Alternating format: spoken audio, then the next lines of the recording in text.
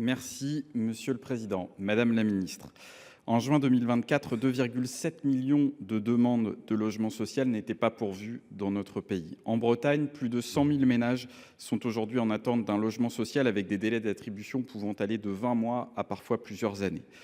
En France, entre 2016 et 2024, c'est moins 30,5% d'agréments de logements sociaux. Face à cette pression, les aides directes de l'État au logement social, en particulier via le Fonds national d'aide à la pierre, le FNAP, constituent un levier essentiel. Or, ces aides sont aujourd'hui mises en péril. Amorcé dès 2018, le retrait de l'État s'est en effet traduit par une réduction constante des moyens budgétaires et la mise en place temporaire d'une contribution exceptionnelle d'Action Logement, dans le cadre du plan d'investissement volontaire signé en 2019. Toutefois, comme l'a récemment rappelé le président d'Action Logement lors de son audition en mai 2025 par la Commission des affaires économiques du Sénat, cet engagement visait à offrir un temps d'organisation à l'État et aux bailleurs sociaux pour mettre en place un financement pérenne du FNAP. Or, ce dernier n'a jamais vu le jour. Aujourd'hui, alors qu'une nouvelle contribution de sa part a été sollicitée, Action Logement se retire à juste titre, n'étant ni l'État ni un outil de l'État. Il ne reste donc pour financer le FNAP qu'un seul acteur qui manque cruellement à l'appel, l'État. Cette défaillance intervient alors que les bailleurs sociaux, eux, sont toujours soumis à des ponctions lourdes, en particulier la réduction de loyer de solidarité. Leur capacité d'investissement s'en trouve drastiquement amputée. Les collectivités locales, elles, n'ont pas déserté. Elles continuent à subventionner la construction, à garantir les emprunts, à instruire les dossiers dans le cadre de la délégation d'aide à la pierre. Il est temps que l'État assume pleinement son rôle. Quelles sont donc, Madame la Ministre, les intentions du gouvernement quant à l'avenir du FNAP et les moyens financiers qu'il entend mobiliser pour répondre aux besoins de logement de nos concitoyens? Je vous remercie. Madame la Ministre, à vous. 17 secondes.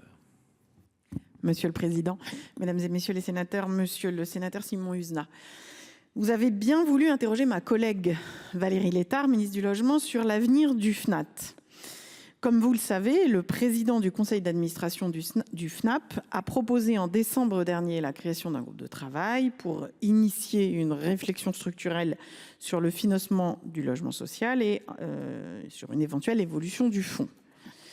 Ce groupe de travail s'est réuni à plusieurs reprises entre janvier et avril, associant l'ensemble des parties prenantes, l'État, le monde HLM, les financeurs que sont Action Logement et la Banque des Territoires, mais aussi des représentants des collectivités locales et des parlementaires. La ministre du Logement a suivi les travaux de près.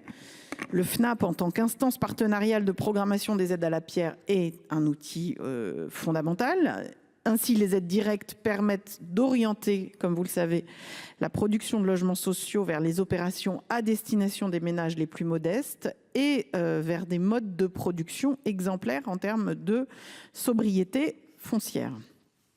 Ces subventions, dont la décision d'attribution peut être déléguée à des collectivités, ont par ailleurs un effet d'entraînement sur les aides locales et permettent ainsi d'embarquer les territoires dans leur dynamique de production de logements sociaux. Mais la question du financement du FNAP s'inscrit pleinement aujourd'hui dans le calendrier des discussions budgétaires en vue du projet de loi de finances pour 2026 et donc le débat parlementaire à venir permettra d'en discuter. Je vous remercie. Merci. Allez-y.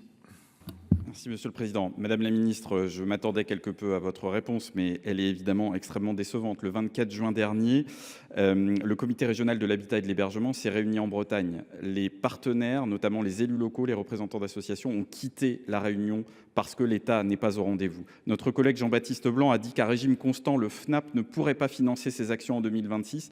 Il y a absolument urgence. Nous comptons sur l'action du gouvernement parce qu'il s'agit d'une priorité absolue de pouvoir loger nos concitoyens, en particulier les plus modestes. Je vous remercie.